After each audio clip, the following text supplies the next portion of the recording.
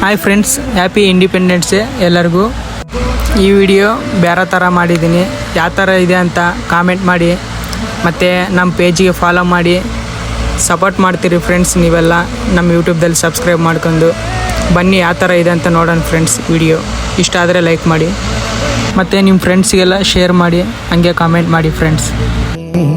ಸಂಕಲ್ಪ ದೀಕ್ಷತೋ ಅಂತ ಸನ್ನದ್ಧಮೇ पर्जन्य गर्जने गगनवने विजयी भव विजयी भव.